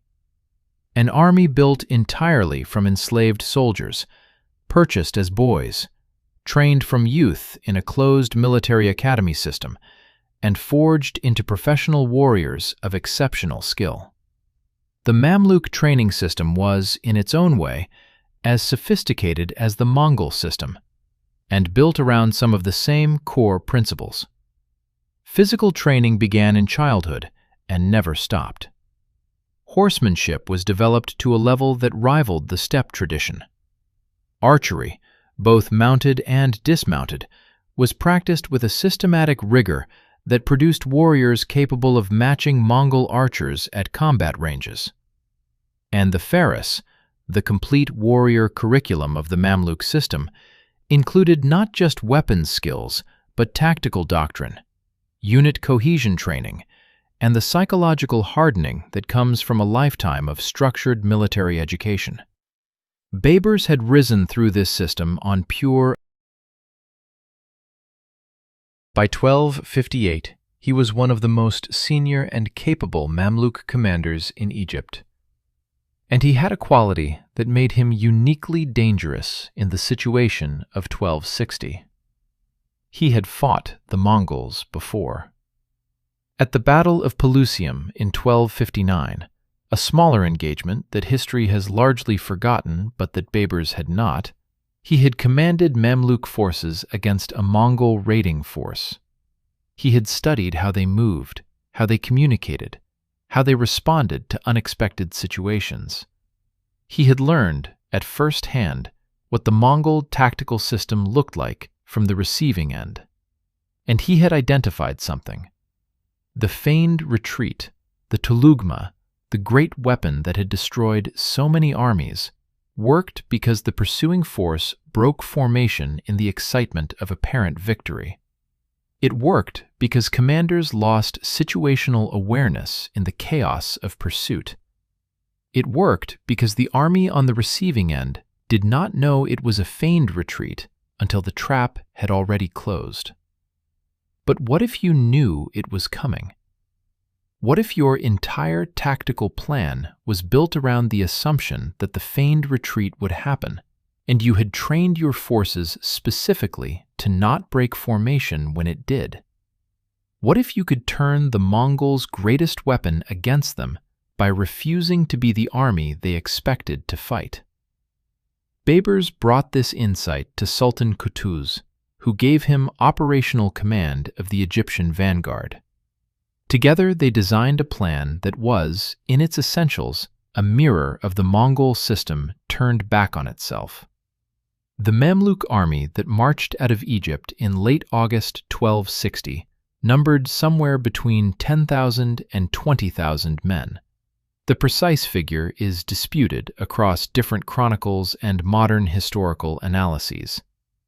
It was not overwhelming in numbers, but it was professional, motivated, operating in familiar terrain, and commanded by men who had spent months preparing specifically for this engagement. Qutuz had also secured something that was itself a minor miracle of medieval diplomacy: permission to march through Crusader territory. The Crusader states, the remnants of the Christian kingdoms established after the First Crusade, clinging to the Palestinian coast in 1260, were in an impossible position. They hated the Mamluk Sultanate, which was Muslim and had fought them for decades. But they were also terrified of the Mongols, who had just destroyed Baghdad, the greatest city of the Islamic world, and showed no particular interest in preserving Christian communities, despite Hulagu's Christian wife. The Crusader leadership in Acre made a calculation. Let the Muslims and the Mongols destroy each other, stay neutral, and deal with whoever survives. They allowed the Mamluk army to march through their territory, and even permitted them to purchase supplies in Acre's markets. This decision was strategically significant beyond its immediate logistical convenience.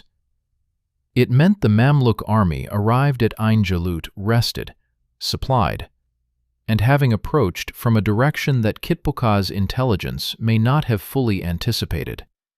Because here is something crucial about the intelligence situation in 1260 that is often overlooked. The Mongol intelligence system, that magnificent network of merchants, travelers, and agents that had given Genghis Khan and Subutai their devastating informational advantage, was operating at reduced effectiveness in this campaign. The political crisis following Mongol's death had disrupted the administrative systems that maintained and funded the network. The speed of the Mamluk advance from Egypt had compressed the time available for Kitbuka's forces to gather and process intelligence. And the cooperation of the Crusader states with the Mamluk passage had introduced a variable that Kitbuka's network had not predicted. For perhaps the first time in 30 years of major campaigning, a Mongol commander was going into a significant engagement with incomplete situational awareness.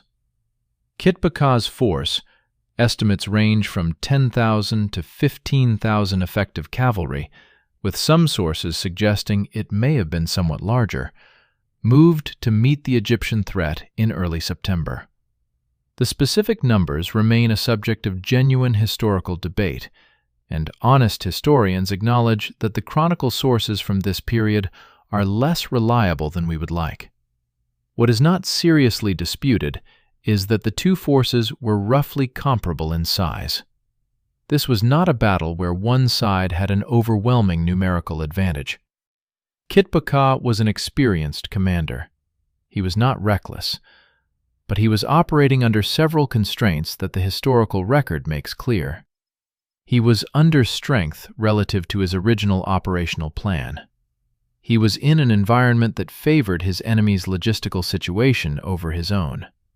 He was receiving unclear strategic guidance from a political center in crisis, and he was facing an enemy that, for the first time in memory, was not behaving like the armies the Mongol system had been designed to defeat.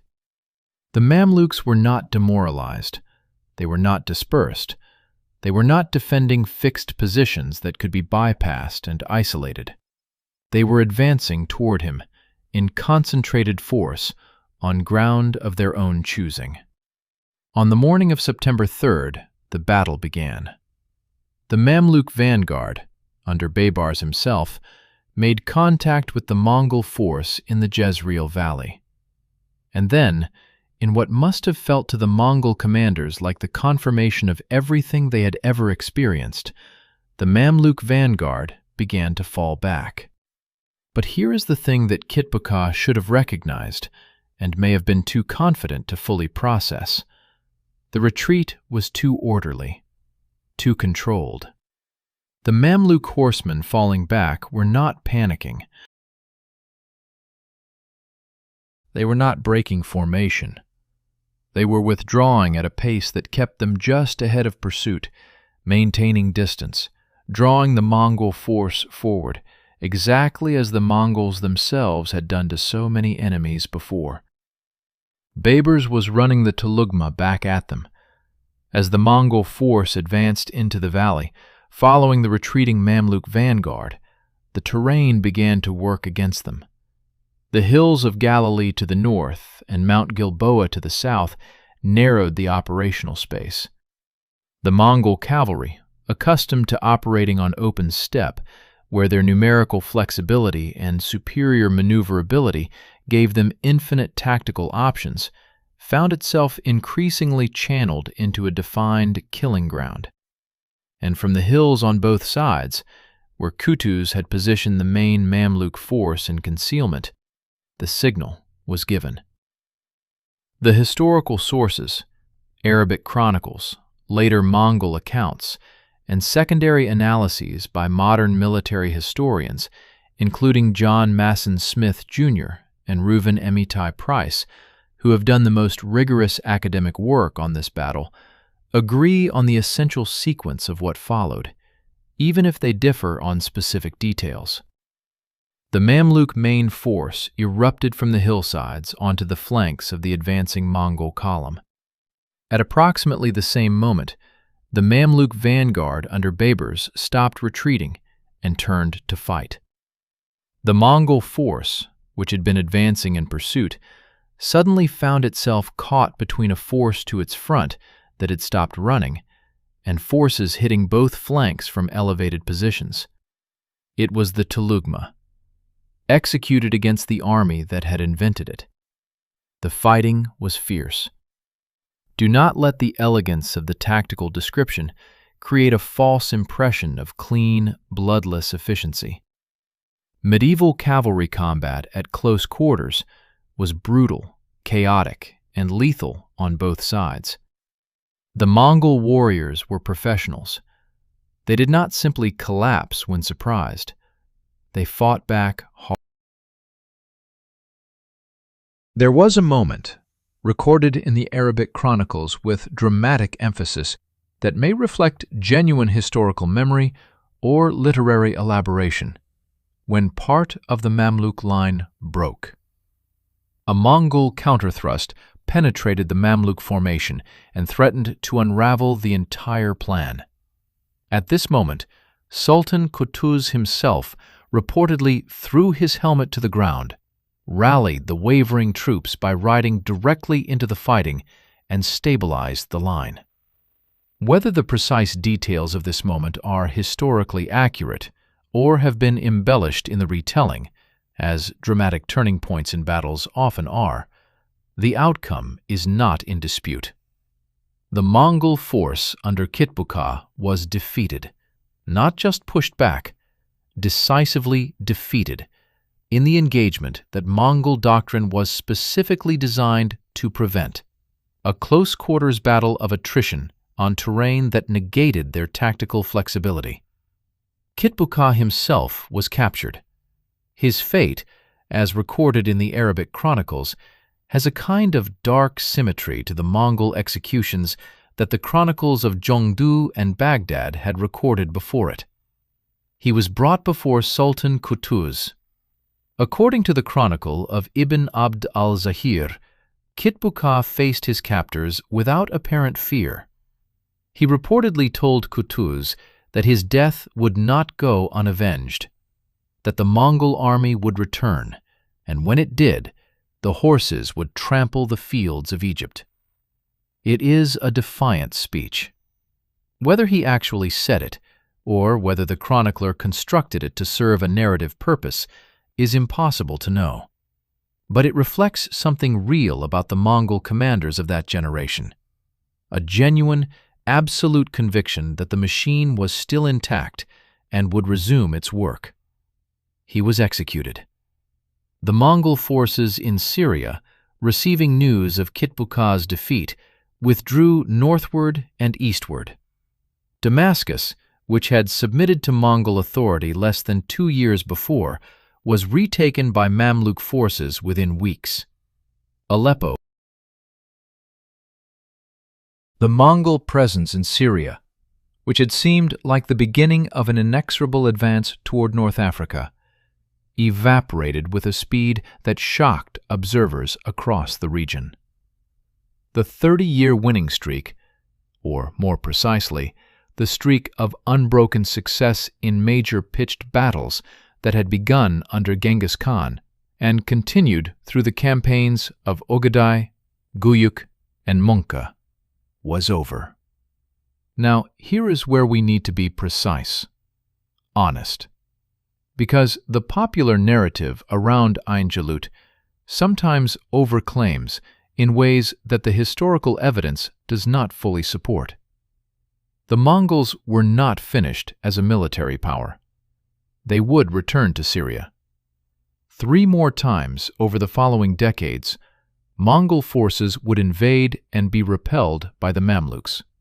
At the Second Battle of Homs in 1260, at the Battle of Elbistan in 1277, and at the Battle of Homs again in 1299, which was actually a Mongol victory, showing that Ain Jalut was not a permanent reversal of military capability. The Mongol Empire as a whole continued to function. In China, under Kublai Khan's Yuan dynasty. In Persia, under the Ilkhanate. In Central Asia, under the Chagatai Khanate. In the Western Steppe, under the Golden Horde. for another century and beyond in various forms.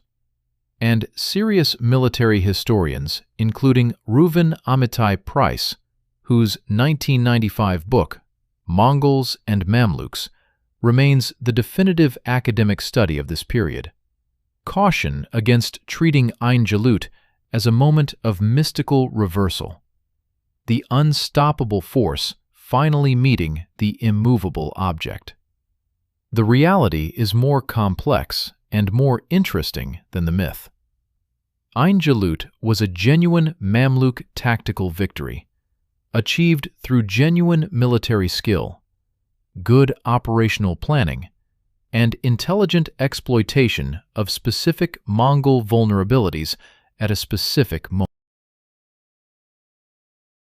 But it was also made possible by a constellation of circumstances: the political crisis in Mongolia, the logistical constraints on Kitpaka's force, the religious motivation of the Mamluk defenders, the unusual diplomatic arrangement with the Crusader states that represented a unique convergence of factors rather than a demonstration that the Mongol system was simply beatable by any sufficiently competent opponent. The machine was not broken by a superior machine. It was stopped at a specific moment by the accumulation of its own internal contradictions, expressed through an enemy that was smart enough to recognize those contradictions and exploit them. And that distinction between a system defeated from the outside and a system that defeats itself from the inside is the most important thing that Jalut actually teaches us. Because it is not really a story about the Mamluks. It is a story about what happens to any system, military, political, organizational, corporate, civilizational, when it grows beyond the vision of the person who designed it, when the principles that made it great are gradually replaced by the habits of success, and when the very scale of its victories creates the conditions for its first defeat. That story is worth sitting with, because it is not finished. What the machine teaches us. There is a question that historians, military theorists, and strategists have been asking about the Mongol Empire for 7 centuries. And it is not the question you might expect. It is not, how did they win so much? That question, as we have seen across the previous 6 chapters, has answers. Sophisticated, specific, verifiable answers rooted in organizational design, meritocracy, intelligence systems, psychological warfare, and the operational genius of commanders like Subutai and Baybars. The winning is explicable once you look closely enough at the machine. The question that genuinely haunts serious students of this period is, why did it have to end this way? Not why did it end at all? Every empire ends. Every military dominance eventually meets its limit. That is simply the nature of complex systems in a changing world. But why did the most sophisticated military organization in the medieval world reach its breaking point not through defeat by a superior system, not through technological obsolescence, not through the emergence of some genuinely new form of warfare that it could not adapt to, but through the slow, quiet, internal consumption of the very principles that had made it great in the first place? That question is worth spending real time on, because the answer, when you follow it carefully, stops being about the 13th century very quickly. Let us start with what the historical record actually shows about the mechanism of decline. Military historian Timothy May, whose 2007 work, The Mongol Art of War, represents one of the most rigorous modern analyses of Mongol military organization, identifies what he calls the tension between universalism and tribalism as the fundamental structural contradiction of the Mongol system. Genghis Khan built an organization explicitly designed to transcend tribal identity, to make loyalty to the system, to the unit, to the meritocratic hierarchy stronger than loyalty to blood and clan. And for the period of his life, and for perhaps 2 decades after his death, that design held. But the empire's success created wealth, and wealth created aristocracy. And aristocracy, almost everywhere in human history, eventually reasserts the primacy of birth over merit. The sons of great commanders expected to command. The grandsons of Genghis Khan expected to rule. Not because they had proven themselves through the brutal filtration process that had produced the original generation, but because the blood in their veins entitled them to it. This is not a Mongol-specific pathology. It is a universal human tendency. Max Weber, the German sociologist writing in the early 20th century, called it the routinization of charisma, the process by which the revolutionary energy of a founding vision gradually hardens into institutional convention, hereditary privilege, and bureaucratic inertia. What Genghis Khan had created was a genuinely charismatic system, one built on the radical idea that capability, not birth, determined destiny. Within 2 generations, the routinization was already well advanced. The decimal system remained. The unit designations remained. The tactical doctrines remained. But the spirit that had animated them, the absolute commitment to promoting the most capable man regardless of his origins, was giving way to something softer, more comfortable, more human in its weakness. And here is the detail that I find most striking when I look at the sequence of events leading to Ain Jalut. Kitbuka was a capable commander. He was loyal, experienced, and by all accounts brave. His behavior at the moment of his capture suggests genuine personal courage. But he was not Subutai. He was not even close to Subutai. And the operational situation he faced in the summer of 1260 required something close to Subutai's level of strategic thinking. The ability to correctly assess an unprecedented situation, to recognize that the rules of engagement had changed, to resist the psychological pull of 30 years of institutional success that whispered to every Mongol commander that the system always wins, the feigned retreat always works, the enemy always breaks. Kitbuka did not recognize the trap until he was inside it. Subutai would have recognized it. We cannot know this with certainty. History does not run controlled experiments. But the evidence of his career suggests that Subutai possessed, to an extraordinary degree, the quality that psychologists today call epistemic humility. The ability to genuinely question your own assumptions, to treat each new situation as potentially different from the last, to resist the cognitive bias toward pattern matching that makes experienced commanders simultaneously more capable and more vulnerable to novel threats. The Mongol system, at its peak, produced commanders with this quality because it selected for it ruthlessly. Commanders who were overconfident, who relied on reputation rather than analysis, who assumed that what had worked before would always work. Those commanders made mistakes, and the system did not protect them from the consequences of those mistakes. It replaced them.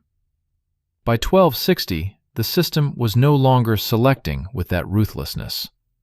The consequences of individual command failures were being cushioned by institutional momentum, by political considerations, by the preference for commanders from the right families over commanders with the right minds. This is the first lesson, and it is uncomfortable because it applies so directly to organizations and institutions far beyond the 13th century Mongolian steppe. Every successful system generates the conditions for its own mediocrity. Success creates stability. Stability creates privilege. Privilege creates selection pressure for political skill over genuine capability. And political skill in a complex and rapidly changing environment is a very poor substitute for the real thing. The second lesson is about the relationship between a system and its environment. The Mongol military system was optimized for a specific set of conditions: open terrain, mobile warfare, enemies who fought according to predictable conventions, logistical environments that could support large horse herds. Within those conditions, it was nearly outside those conditions, it struggled in ways that the historical record documents repeatedly, but that the popular narrative tends to gloss over. The Mongols failed in Japan twice, in 1274 and 1281, partly because of typhoons that destroyed their fleets, which history has dramatized as kamikaze, the divine wind, but also because the combination of naval operations, island terrain, and Japanese defensive tactics created an operational environment that the system was genuinely not designed for.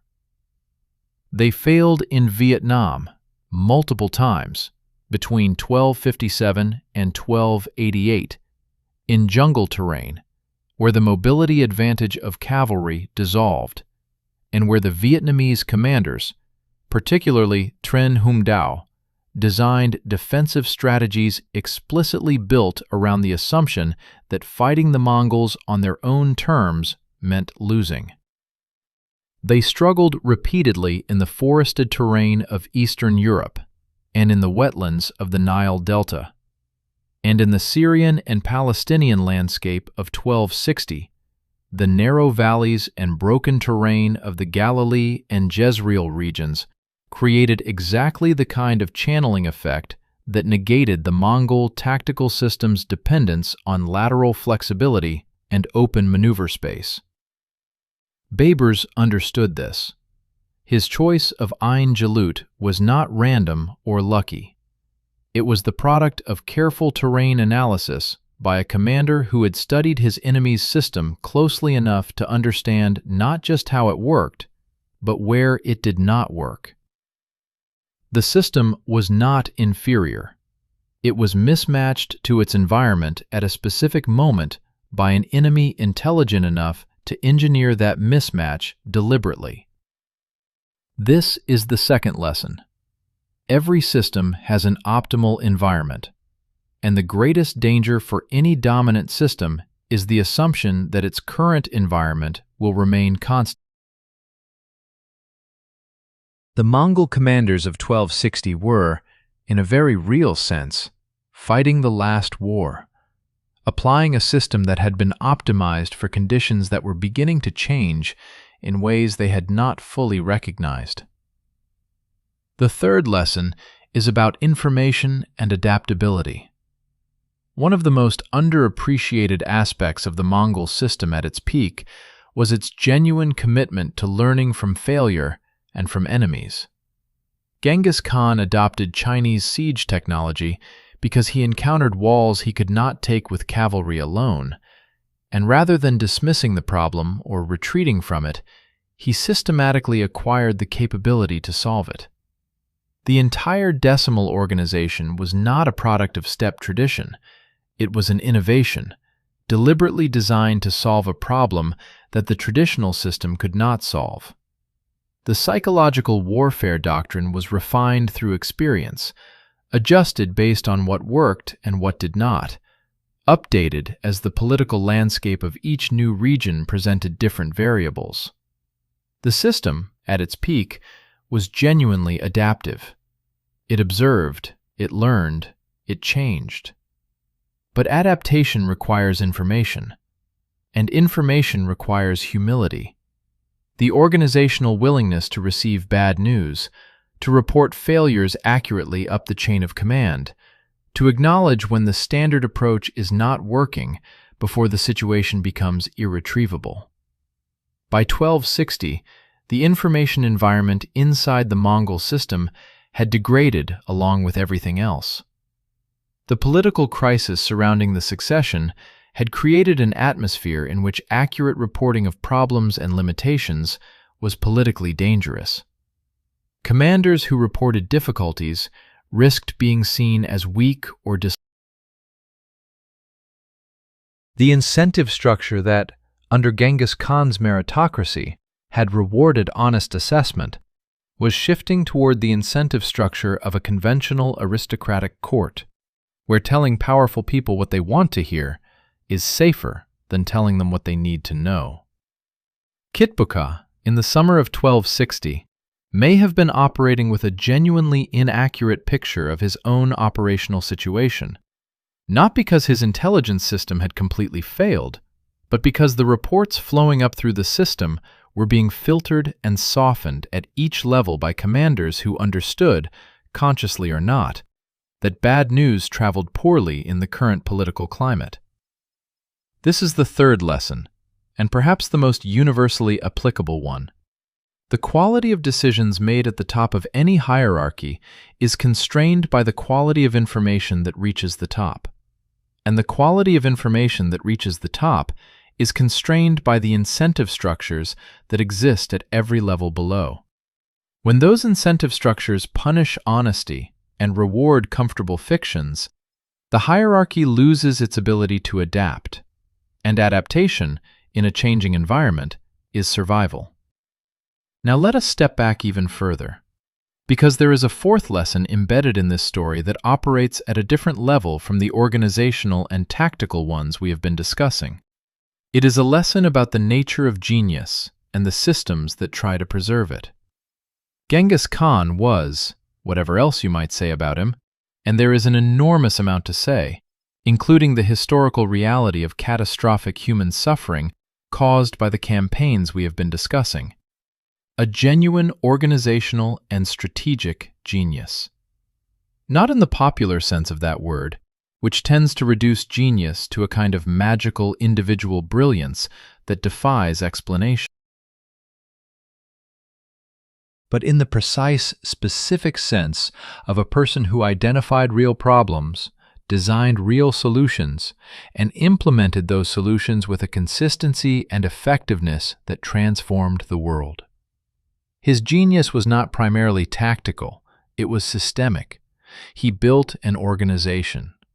And that organization, for a generation and a half after his death, was capable of producing outcomes that continued to exceed what any individual commander working within it fully understood. That is the mark of genuine systemic design, when the system produces results that transcend the capabilities of any single person operating within it. When the whole is genuinely greater than the sum of its parts.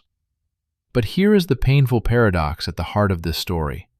The system was designed by a genius, but it was not designed to be self-renewing in its genius. It could preserve forms, the decimal organization, the tactical doctrines, the communication infrastructure. It could not easily preserve the spirit of radical questioning, of willingness to discard what was not working, of absolute commitment to capability over comfort that had animated those forms in the first place. Genghis Khan had that spirit because adversity had burned it into him. The child who survived on wild onions on the Mongolian steppe, who wore a wooden collar, who had to rebuild from nothing not once but several times, that person had no room for comfortable fictions, no tolerance for the gap between what the situation required and what felt politically convenient to report. His grandsons, raised in the palaces of an empire that their grandfather had built, could not have that same formation. The adversity that produces that quality of mind cannot be simulated by wealth and privilege. It can only be produced by genuine difficulty. And so the system he built was, in a deep sense, unrepeatable by the people who inherited. Not because they were inferior as human beings, but because they were the products of a different formative environment. The very success of Genghis Khan's project made the recreation of Genghis Khan's mindset within his own bloodline essentially impossible. This is not a lesson specific to medieval empires. It appears, with variations, in the history of almost every organization built around a founding vision. The founders of great companies, great movements, great institutions, they almost never successfully transfer not just the forms of what they built, but the spirit. The questioning, the discomfort with convention, the willingness to be wrong and to acknowledge it and to change.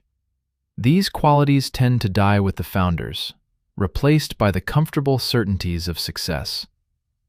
The Mongol Empire was, in this sense, the most dramatic example in human history of a phenomenon that is everywhere in the human story. Now, here is where we need to confront something that the dramatic narrative of military history sometimes obscures. The human cost of what we have been discussing across these 7 chapters is almost incomprehensible.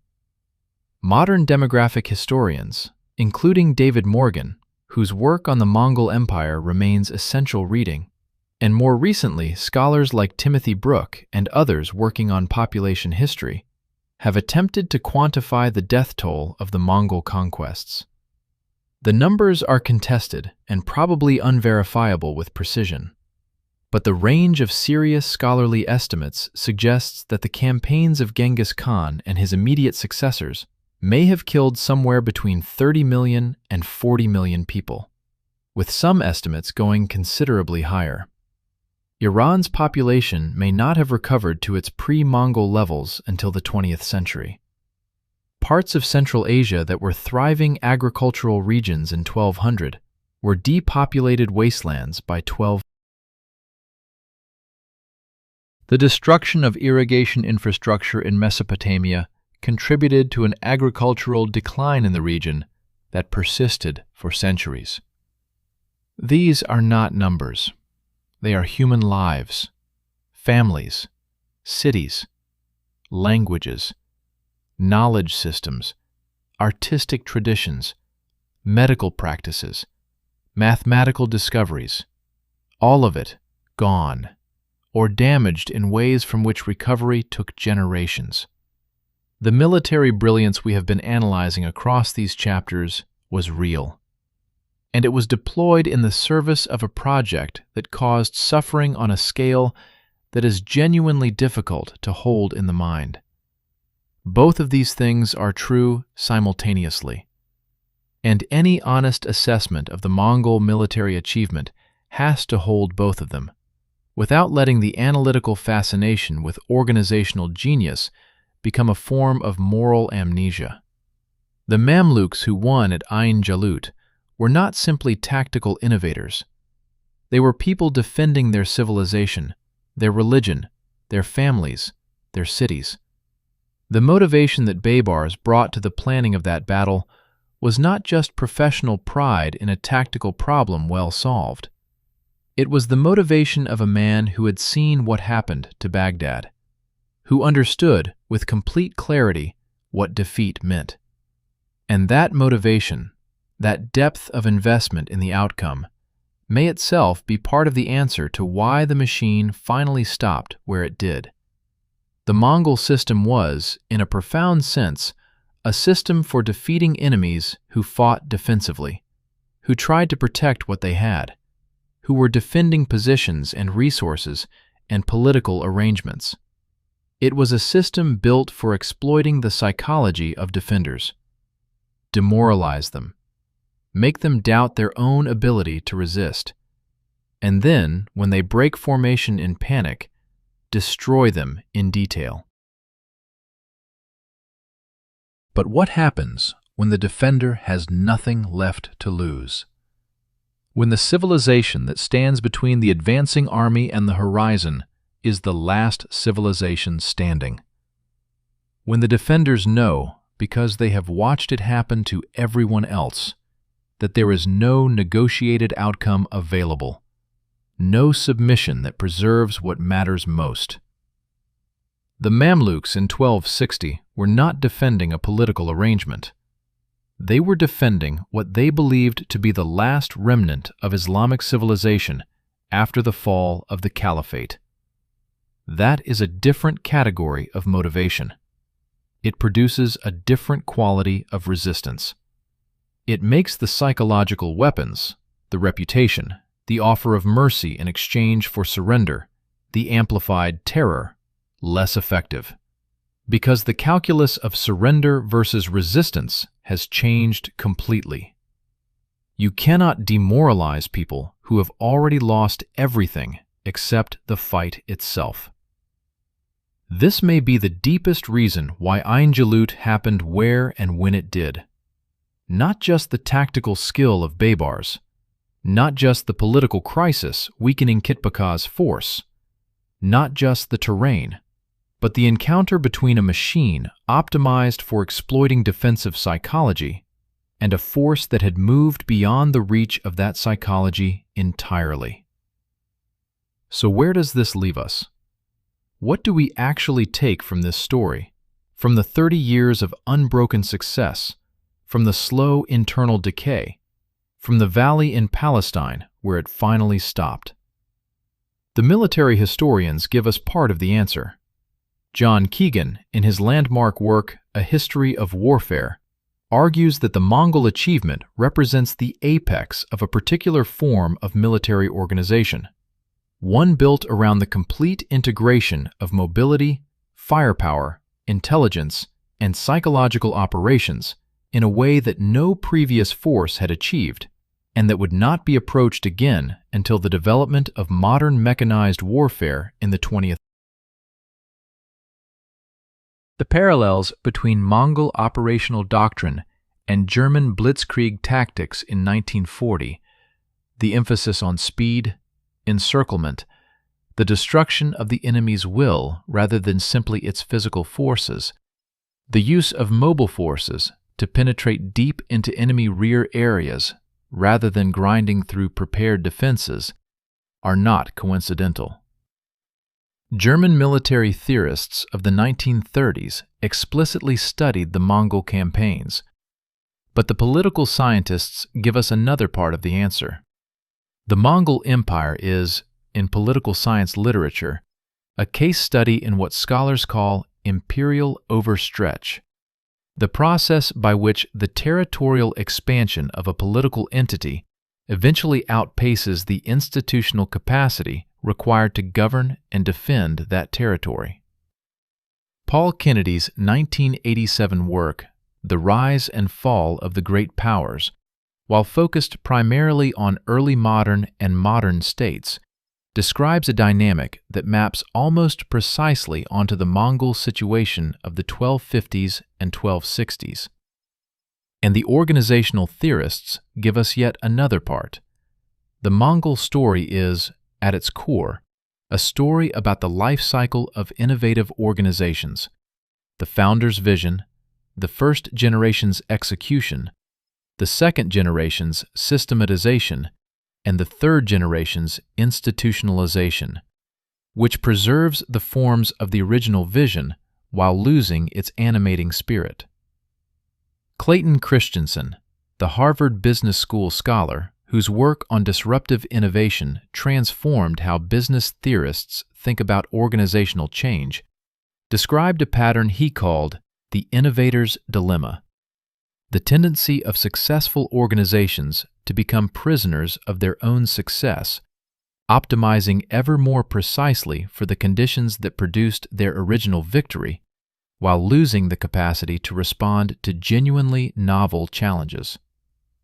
He was writing about technology companies, but the pattern he identified is 7 centuries old at The Mongol Empire was disrupted, not by a superior technology, not by a fundamentally better military system, but by the accumulated weight of its own success, expressing itself through an opponent smart enough to find and exploit the specific vulnerabilities that success had created. And here, at the very end of this story, is the question that I think is worth taking into the comments section, worth arguing about, worth genuinely sitting with. Is this inevitable? Is the decline of every successful system, every empire, every organization, every institution built on genuine innovation and genuine principles, ultimately written into its success? Does winning always, eventually, produce the conditions for losing? Does every machine, no matter how brilliantly designed, carry within it the seeds of its own eventual failure? The pessimistic answer is yes. History seems to support it. The optimistic answer is that the Mongol failure was not inevitable. It was the product of specific choices made by specific people in specific circumstances, and different choices might have produced different outcomes. The truth is probably somewhere between these positions, and probably depends on factors that we do not yet fully understand about how complex systems evolve over time. What we do know, what 7 centuries of historical evidence makes difficult to argue with, is this: the principles that made the Mongol system great were not mysterious. They were not magical. They were not the product of some special quality of the Mongolian people or the Mongolian steppe. They were designed principles, consciously chosen, systematically implemented, and ruthlessly enforced by a man who understood, with unusual clarity, the difference between what felt natural and comfortable and what actually worked. Meritocracy over aristocracy. Information over assumption. Adaptability over doctrine. Psychological intelligence over physical force. Systemic thinking over individual. These principles worked in the 13th century. They work now. Every military organization, every company, every political movement, every institution that has sustained genuine excellence over an extended period has done so by finding its own version of these principles and holding to them even when success made it tempting to relax.